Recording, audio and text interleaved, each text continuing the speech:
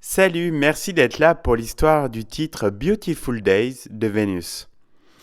Une chanson qui, si elle n'a pas encore acquis totalement son statut de classique, est en bonne voie de le gagner. C'est une chanson que le milieu de la pub adore et qu'il considère comme une bouffée d'air frais, un petit chef-d'œuvre d'optimisme.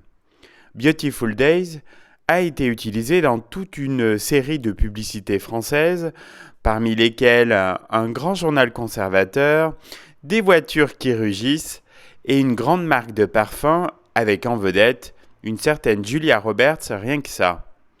Mais bon, si même les anglo-saxons n'ont pas compris des chansons écrites dans leur langue, comme Born in the USA ou Pretty in Pink, on ne peut sûrement pas reprocher aux francophones de s'être arrêtés qu'à un titre. Après tout, les professionnels de la com ont beaucoup de travail, alors si on peut leur faciliter les choses. Car tout tient dans les 4 premiers mots de la chanson. J'aimerais être. On est donc dans le fantasme total. J'aimerais être fou, dans la merde foutue. Mauvais et complètement à côté de la plaque. Déjà là, on perd au moins 50% des annonceurs. Et ça continue.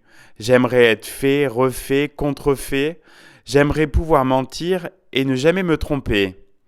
Et j'aimerais vivre quelques jours formidables dans un lieu magique, des amours formidables, sans nuages, un nouveau rêve est né, les nouveaux monstres sont là. Waouh, là avec des publicitaires bilingues, on devrait perdre tout le monde. Mais non, la musique et la mélodie sont joyeuses. Les publicitaires, toujours les premiers à faire usage de figures de style compliquées, ignorent l'une des plus simples d'entre elles, l'ironie. Ces monstres dont il est question, ce sont ces gens qui ont perdu tout sens des valeurs, ceux pour qui tout est possible, ceux qui peuvent tout vivre, tout posséder. Un oligarque russe ou un prince des Émirats. Cette chanson est une espèce de trip hallucinée en pleine montée. Comme tout le monde, Mark Huygens, qui a écrit la chanson, aimerait se retrouver, ne fût-ce qu'un instant, dans la peau du superpuissant cynique, toujours soupçonné, toujours blanchi, le type qui fait un énorme bras d'honneur à la terre entière.